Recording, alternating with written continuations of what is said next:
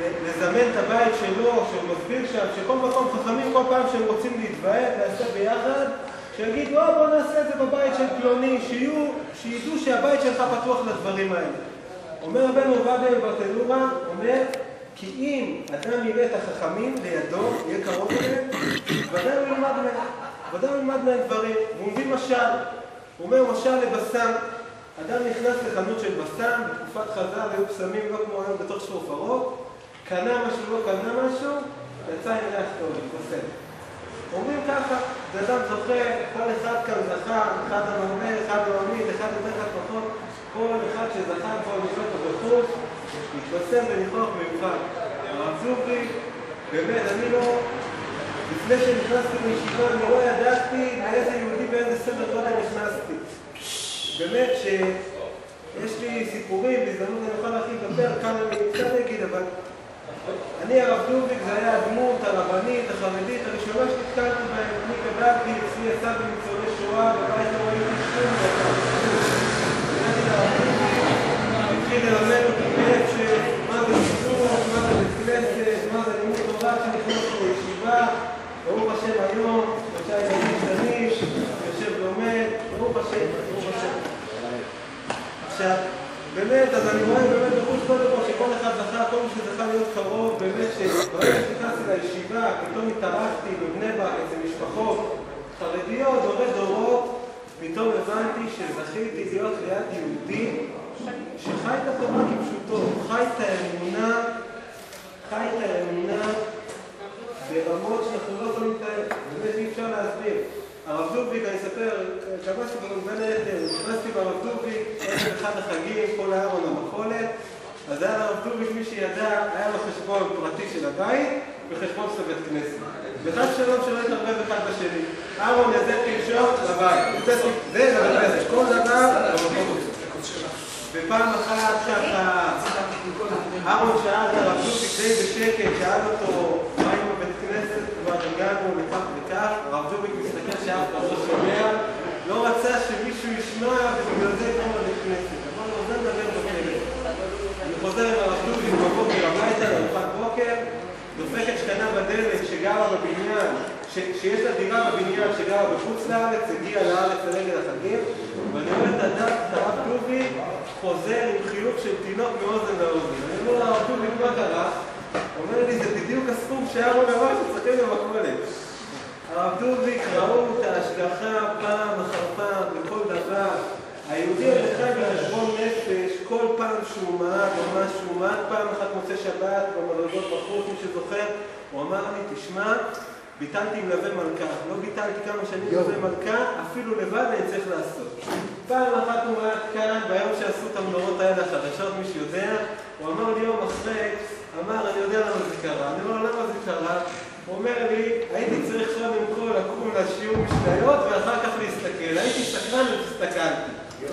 היהודי כאן חי בחשבון נפש, הרב דוביק, זה לא נתפס. עכשיו, הרב דוביק, מי שיודע, ברוך השם, הרב זכה לאריכות ימים ושנים, כתוב בחז"ל, כל המעריך בשולחנו, מעריכים לו ימיו ושנותיו. ויש שם שתי פירושים, והרב דוביק קיים את שתיהם. יש פירוש אחד, מעריך בשולחנו, אדם, סעודות יום טוב, סעודות חג, סעודות שבת, סעודות מצווה, שיעריך בסבירות, בשיעורות, בדברי תורה, כל מי שזכה, ברוך השם, זכיתי כמה שנים, להיות ככה, דבוק על השולחן, כמה דברי תורה, כמה זמירות, איזה אהבה למצוות, לשבת. פירוש שני, כל המעריך בשולחנו, שיש שולחן ארוך, שיהיו אורחים. הרב דוביק, אני לא זוכר פעם אחת שלא היו אורחים, תמיד היו אורחים. עולם שישי. כל יום שישי אורחים. עכשיו, הרב דוביק, היה תקופות שרק הגעתי לפני, אנחנו מדברים, הגעתי אליי, יום שישי היה נראה ככה, היינו הולכים לבית כנסת שחרית, הולכים לארון, קונים פת שחרית, כבר הולכים לעלות לשבת עבור הבית כנסת ועבור הבית, חשבונות נפרדים כמובן, כל דבר וזה.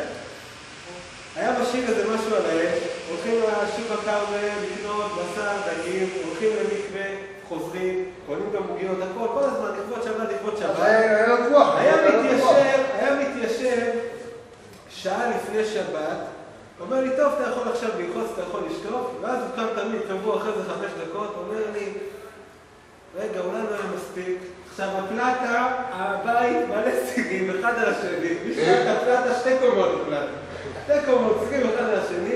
והוא אומר ליהודי הזה ערב שבת, שעה לפני שבת, רגע, מה עוד אפשר להכין לכבוד שבת קודש? אולי להכין גמורס, אולי נשים סיוקים, כל הזמן לכבוד שבת. הייתי פעם מחתן למחזה, באמת מדהים.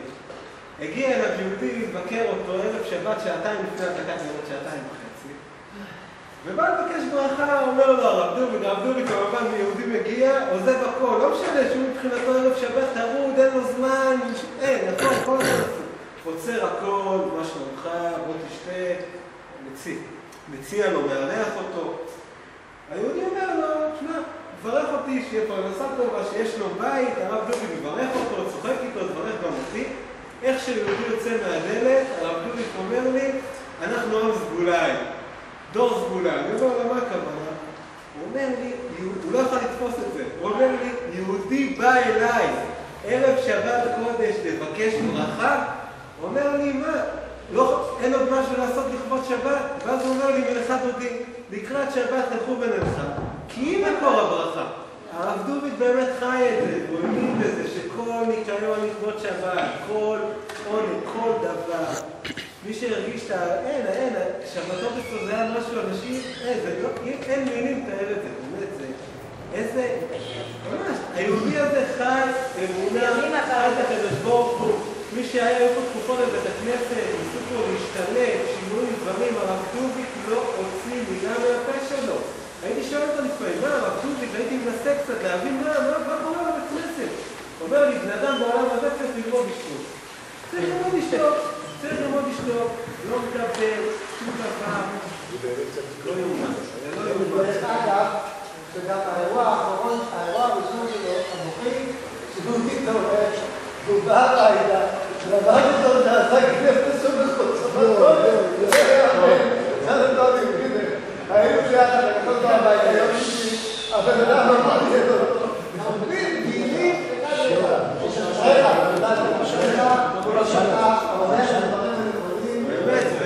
באמת, מי שזכה לראות, אני גם הרב דוריק ראו סביבו השגחה פרטית. קודם כל, אני לא חושב שיש מישהו שהגיע לבית כנסת הזה ולא חזר. איזה קבלת פנים, כל אחד, מה זה, אני הגעתי הפעם ראשונה שבת, איפה הייתי, איך הייתי, לבוא, יאללה, בסדר אחורה, הרב דוריק חיבק כל אחד, ובאמת עוד דבר קטן, איזה אהבת תורה. הרב דוריק, כשאני הגעתי אליו, לא הייתה לו מיטה, לא היה לו כזה דבר מיטה בבית, הייתה לו שפה, היהודי היושב, קורא קריאת שמע, יושב, לומד, נגדם באיזשהו שלב נופל על צד. ככה שאני הגעתי, ככה לא הייתה מיטה, מיטה זה החידוש.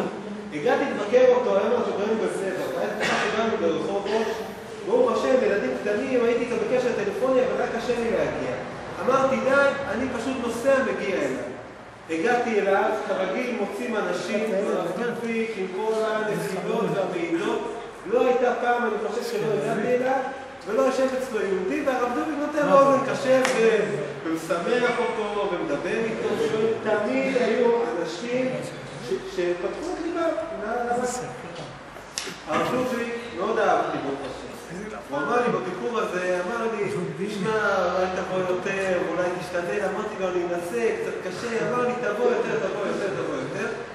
סוף הביקור, אחרי שאצלו כמה שעות, לא כבר שעה ומשהו, הוא אומר לי, תגיד לי, מה אתה עושה היום ברחובות?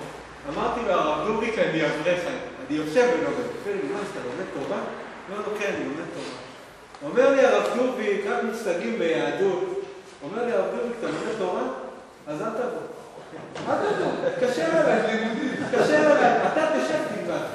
שב תלמד זה הדבר הכי טוב שיכול לעשות. תתקשר אליי, אני שבא, אני אראה אותך, תתקשר אליי, תשמע אותי, וזהו. מי שיודע, שפתיים של הרב דוביק כל הזמן, משניות, תהילים, לא הפסיק, הרב דוביק כל היום שינה, כל היום. עכשיו לסיכום, בכל אופן באמת, אני רוצה להגיד שהרב דוביק אומנם בנים פיזיים לא היו, אבל כתוב בחז"ל שכל המלמד בין בנות תורה, בין חברות תורה, כאילו ילדות, כי כל התכלית שאנחנו קוראים לילדים זה ללמד אותם תורה. אז ברוך השם הרב דוביק זכה שיש פה הרבה ילדים. ואני חושב, אישית, לא יודע, אני לעצמי, כשורה תחתונה, התחתונה, הדבר הכי יקר שאנחנו יכולים לשלוח כל אחד איפה שהוא מונע, כמו שאני אומר, משהו לשלוח בלי נדר לרב דובי. אחד שיקרא מזמור תהילים פעם בשבוע, 11 אגורות בצדקה, לא מעניין. היהודי הזה כולם פה חייבים לו, היהודי הזה בגלות הזאת מתעלל כזה יהודי זה כוח. זה כוח, זה כוח, לראות יהודי שחי כזאת אמונה, כל הקשיים, כל הניסיונות. מי רואה את הקדוש ברוך הוא? מי רואה? מי רואה? מישהו רואה בעיניים?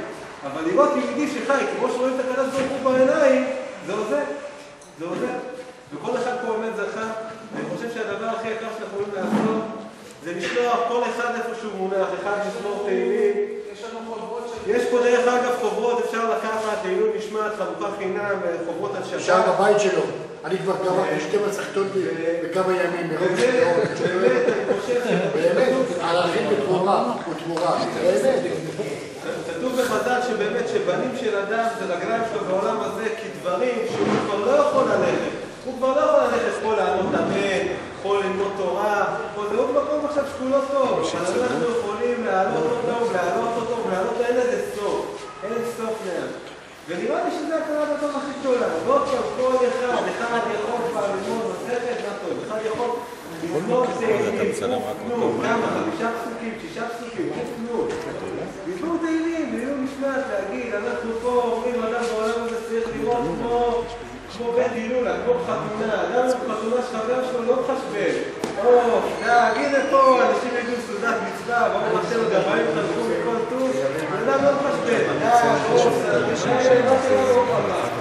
אותו דבר הזה, זה מצוות המסרים. אדם בעולם הזה יכול להיות מיליארדר, יכול לעשות דברים יקרים, ובעזרת השם שנזכה כל אחד לפעולה להמשיך מזה משהו הלאה, כי זכינו לראות דור הולך ונעלם. ממש ככה. דור הולך ונעלם. גם לבדוק קצת זה כבר,